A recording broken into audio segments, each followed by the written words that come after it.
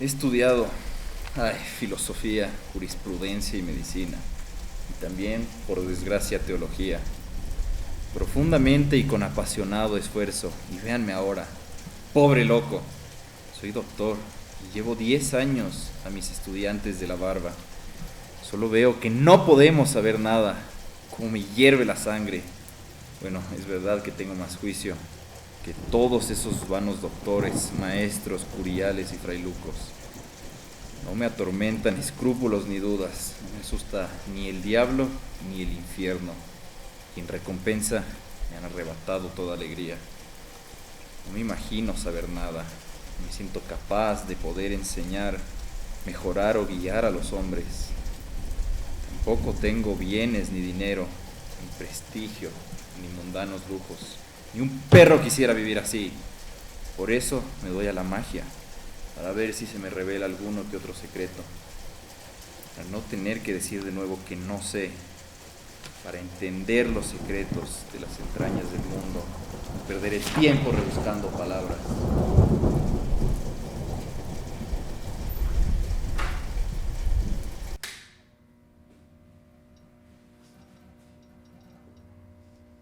Yo te dije para mañana. ¿Quién hizo esto? ¿De dónde sacaron esto?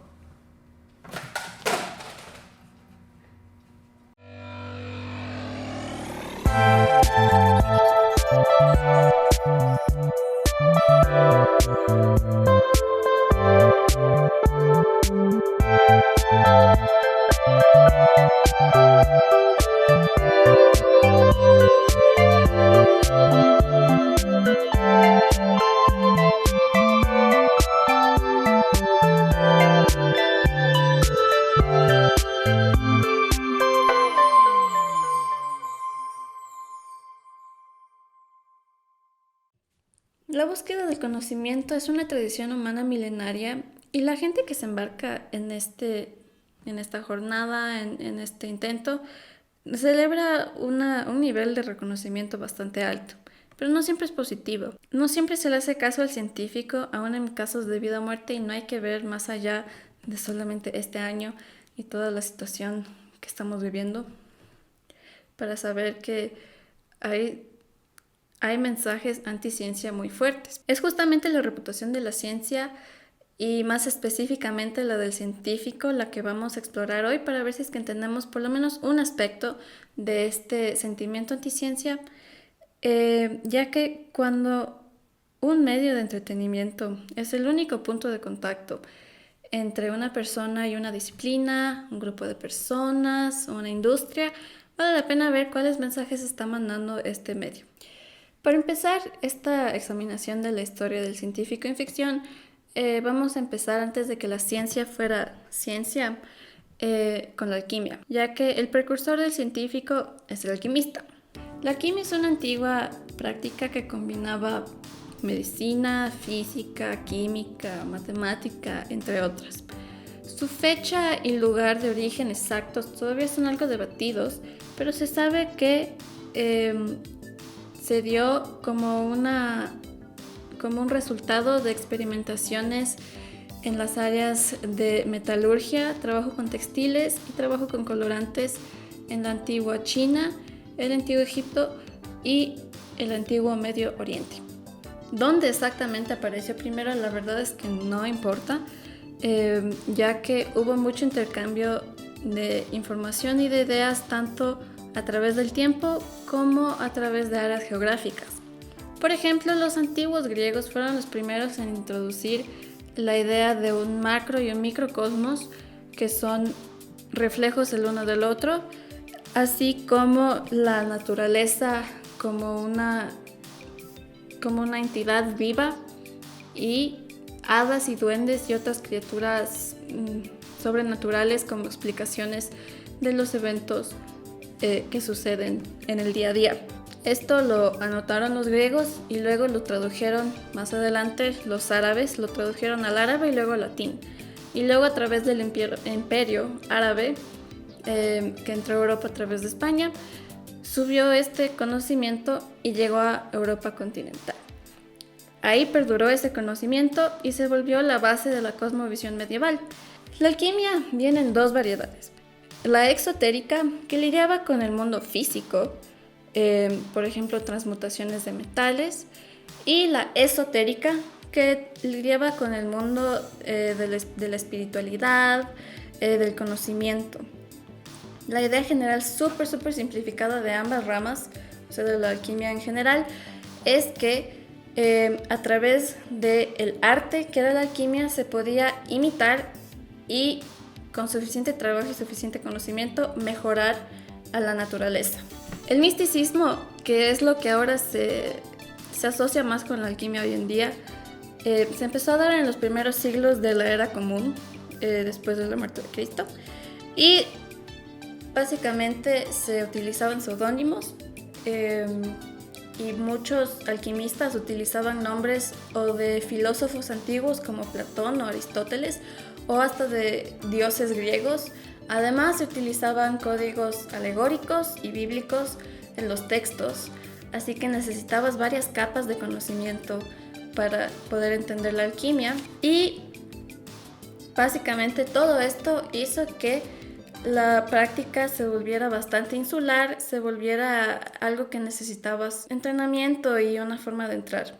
¿Y por qué menciono todo esto? Pues todo esto convirtió la alquimia en un blanco fácil para la burla y la sátira, especialmente en la ficción. Pero si lo piensas bien, tiene sentido que una práctica que se va haciendo más y más insular y más específica, que además busca purificar y perfeccionar la naturaleza, se volviera un blanco de burla. Y podemos tomar un ejemplo moderno de algo llamado ignotum per ignotus, que es explicar un desconocido con más desconocidos. Por ejemplo, ¿qué es la PCR? Es la reacción en cadena de polimerasa, pero se mantienen las siglas en inglés Polymerase Chain Reaction. Básicamente, en el laboratorio se replica el proceso de replicación de ADN a través de termociclos que permiten que las reacciones de desnaturalización y polimerización de ADN se lleven a cabo. La PCR requiere oligonucleótidos, llamados primers, que se pueden diseñar, y yo lo intenté hacer una vez y fue muy difícil. Una versión de polimerasa llamada la Taq polimerasa, que se aísla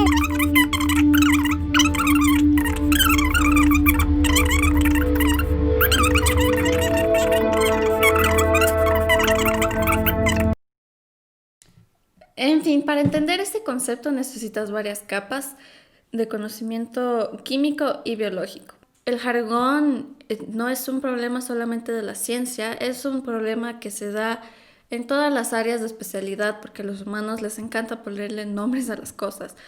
Pero el punto sigue siendo válido. La alquimia utilizaba alegorías y palabras y explicaciones rebuscadas, y lo hacía a propósito para volverse algo un poco más, digamos, exclusivo, una práctica que requería de años de estudio.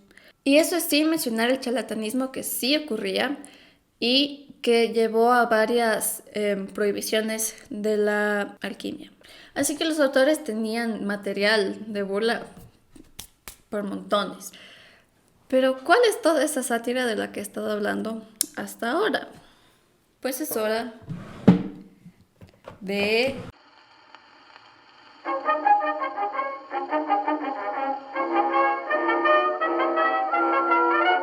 Empezando con Geoffrey Chaucer, autor inglés, la alquimia se vio asociada con estereotipos de obsesión, deshonestidad y hasta pobreza. Chaucer fue uno de los primeros, y varios autores dicen que él fue el primero en describir a la alquimia explícitamente como una estafa, y en describir a un alquimista como explícitamente pobre y mentiroso. La sátira de Chaucer era bastante efectiva porque sus conocimientos eran bastante precisos, tanto así que muchos historiadores hoy en día piensan que él mismo era alquimista. Los autores que siguieron a Chaucer en el siglo XVI, en adelante hacia el Renacimiento y la Iluminación, no tenían esos conocimientos. Y eso se nota porque su sátira era mucho más simple y se basaba mucho más en lo que venía antes. Así que lo que Chaucer empezó, inició un ciclo de repeticiones y copias quisieron que la sátira se volviera mucho más derivativa, muy repetitiva, y estableció estereotipos mucho más establecidos. Aunque se volvió mucho más simplificada, digamos, y formulaica, esta sátira igual mantenía viva esa idea de que la alquimia era una estafa y un sentimiento anti-alquimia. Ejemplos de textos hay muchos. De los más conocidos está la Divina Comedia de Dante Alighieri, donde él les da su propio castigo en el infierno. Están dos obras del dramaturgo inglés Ben Jonson, el autor español Don Juan Manuel, solo se llama Don Juan Manuel. El autor español Don Juan Manuel, quien escribió en El Conde de Lucanor, un alquimista que llega a estafar a un rey. Hasta Shakespeare y Cervantes utilizaban conceptos, ideas y, digamos, motivos alegóricos en sus historias que, más allá de ser positivos o negativos, en este caso especial, eran más como formas de establecer a la alquimia como una parte del día a día de la gente de su época, que nos dice que la alquimia sí, igual, era una fuente de conocimiento de la forma que la ciencia es una forma del conocimiento hoy. En todo caso, la gran mayoría de los ejemplos, y hay varios, no vale la pena hacerlos todos, apuntan hacia una idea de la alquimia como algo negativo. ¿Por qué importa la literatura? ¿Por qué estamos viendo la literatura? Pues es una buena herramienta para ver cómo se veía el pensamiento en esa época, ya que no había redes sociales.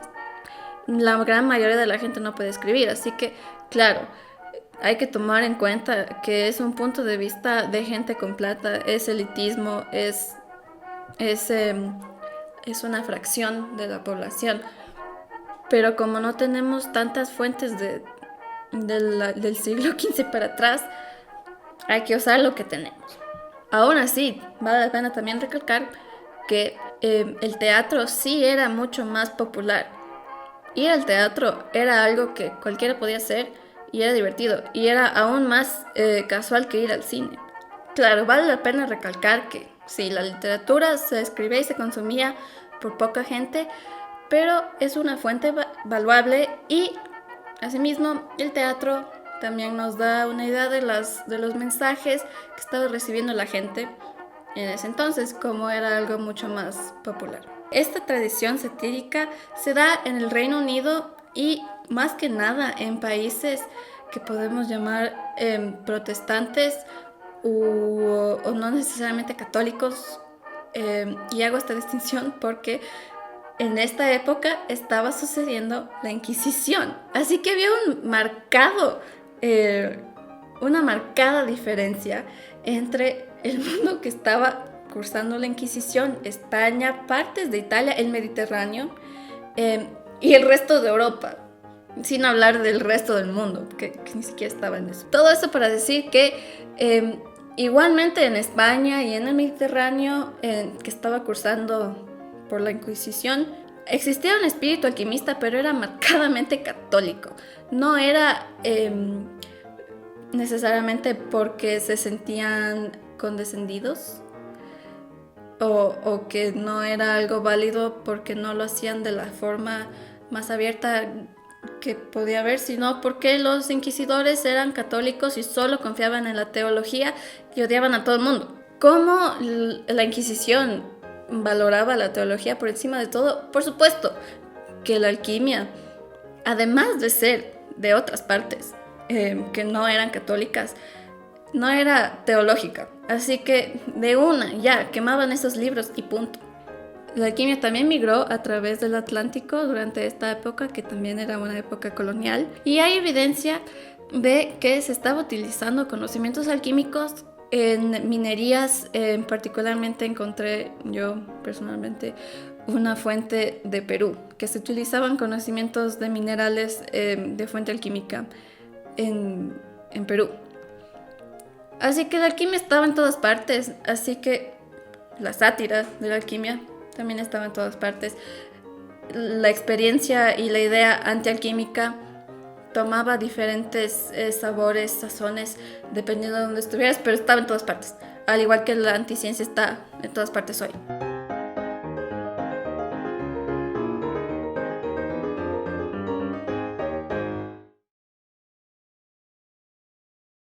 Como mencioné anteriormente, la literatura es una buena forma de ver el pensamiento de una época en específica y de igual manera estudiar y ver personajes emblemáticos es también bastante útil.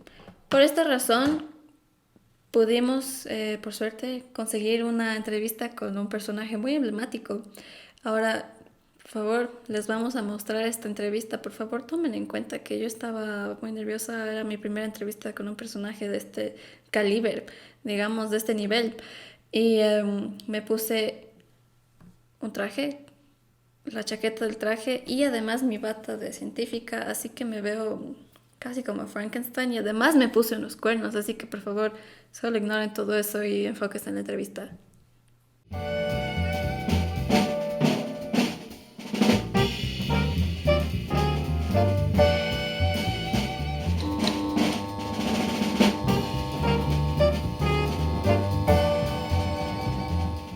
El enfoque en personajes emblemáticos puede ser muy útil para entender la imagen de los científicos ficticios y su evolución a través del tiempo a medida que diferentes autores y diferentes contextos les van dando formas diferentes.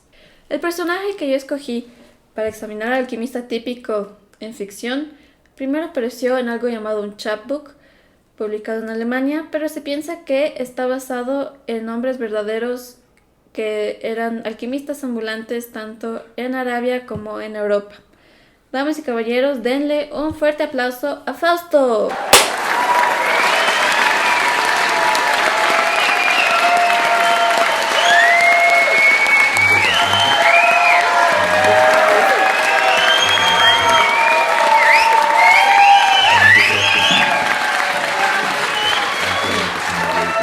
Hace 200 años. Oh, lo siento mucho. ¿Cómo se llama? No recuerdo, es muy viejo. ¿Y Gianfranco qué hace? Depende del día, a veces es abogado, a veces es estafador. Uno podría decir que es la misma cosa.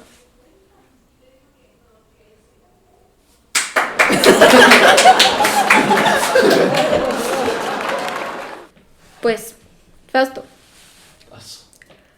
tú has sido parte del canon occidental desde por lo menos el siglo XII. ¿Cómo se siente? Pues no soy la misma persona del siglo XII, eso te lo puedo asegurar. Pero bueno, cuando haces un trato con el diablo por 24 años, la gente se escandaliza. Escriben libros, hacen obras de teatro, programas en Disney Channel, historias. Cada vez se pone más loco lo que dicen sobre mí. Pero un trato con el diablo, ¿por qué? Mira, cuando te dedicas a la alquimia como yo, te das cuenta que hay cosas que el método humano no puede lograr. Puedes leer todos los libros del mundo y no entender las preguntas más simples. Yo necesitaba un empujón. Lo quería todo. Y bueno, mi gran amigo Mefistófeles me lo ofreció todo. Saberlo y poderlo todo. Por 24 años. Me pareció de maravilla. Y 24 años. ¿Qué hace uno con poder ilimitado por tanto tiempo? ¿Qué no hace uno? Depende de quién le preguntes, pero me cuentan por ahí que yo disfruté esos 24 años de la mejor manera, de tantas formas posibles y diferentes. Sobre todo, disfruté del placer carnal. Por supuesto, por ahí dicen que creé colinas donde no las había. Cuéntanos más, por favor, se nota que tienes muchos pensamientos. Pues cuando cumplí mis ambiciones originales, obviamente no podía solo dejar las cosas así. El conocimiento es genial, pero el poder es mejor. Y la gente reconoce el poder del conocimiento. Por eso yo era la única persona capaz de cambiar y mejorar el mundo. Esos nerds medievales estaban en contra de la innovación, pero ¿quién me iba a detener? Típico Fausto, arrogante y ambicioso como siempre. Nos conocemos desde hace por lo menos 5 minutos. decirte, como una miserable y mortal doña nadie, eso de cambiar el mundo como tú quieras me incomoda un poco. ¿Quién eres? ¿Papa Juan XXII? ¿El rey Enrique IV? La era medieval ya pasó. La innovación no es un sacrilegio. La religión ya no dicta la condición humana. Esos revolucionarios de la iluminación dijeron tanta labia sobre la naturaleza y el ser humano, independientes de la influencia de la religión, para que tú vengas a decir que el poder del individuo te da miedo y te haces llamar científica. Pero debe haber un límite. ¿Cuál límite? El conocimiento no tiene límites. La difusión del conocimiento es lo que ha podido emancipar a las masas del control de los reyes y los poderes cristianos de Occidente. ¿Piensas que el ser humano tendría el estilo de vida que tiene ahora si no hubieran desafiado los límites de lo correcto y lo permitido? No pretendamos que yo soy el que se ha dado las peores formas de aplicar el conocimiento científico. Es verdad, tienes razón. Pero no nos adelantemos, que todavía no llegamos al siglo XIX y el boom de popularidad de la eugenesia. Pero bueno, para acabar, ¿qué andas haciendo hoy? Pues ahora me he visto de rojo. Tengo cuernos. El look de Mefistófeles eventualmente se me contagió. Soy el mago demonio más famoso de Disney. Vamos a ver que todavía estás encontrando diablos nuevos para nuevos contratos. Ha sido un placer hablar contigo, muy informativo. Bueno, Fausto, no tienes nada más que agregar. No tengo nada más que agregar, ya dije todo lo que vine a decir en esta entrevista el día de hoy. Tengo muchas cosas que hacer, así que... Bueno, chao.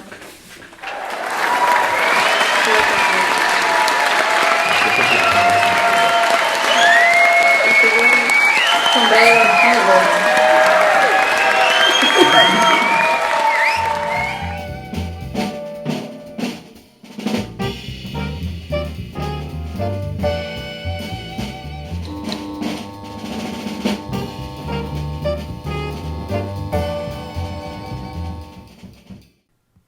muy interesante la entrevista. Surgieron puntos muy interesantes. Cabe recalcar que en muchos casos el simple hecho de buscar conocimiento se consideraba sacrilegio, ya que buscaba, penetrar o violar los secretos de la naturaleza y Dios. Y esas palabras se usan bastante deliberadamente porque en muchos casos muchos estudios han visto que esa violencia percibida es bastante masculina y la naturaleza en general se personifica como femenina. Pero por estas razones, la búsqueda del conocimiento y la alquimia y por extensión la ciencia se vinculan bastante con la tentación, con el diablo. En una época en que la religión cristiana y las fuerzas políticas que estaban intrínsecamente vinculadas con esa religión cristiana, particularmente solamente en el occidente, buscaba mantener un orden social rígido. Este movimiento antialquimia y estos vínculos de Fausto con el diablo, que se iban haciendo cada vez más y más explícitos, les venían súper bien porque mantenían el status quo. Hola amigas, amigos, amigas, amigos y por supuesto amiguis. Bienvenidos al final de este video. Este no es el final del video que grabamos originalmente, pero este video estaba llegando a la hora y 40 minutos de duración, así que tomamos la decisión ejecutiva de cortarlo en partes. Aquí cubrimos la alquimia y en los siguientes videos veremos cómo surgió lo que conocemos hoy como la ciencia y cómo han habido cambios en medios de comunicación y tecnología que han afectado e influenciado las historias y cómo las contamos. Ojalá les haya gustado este video y nos veremos en el próximo.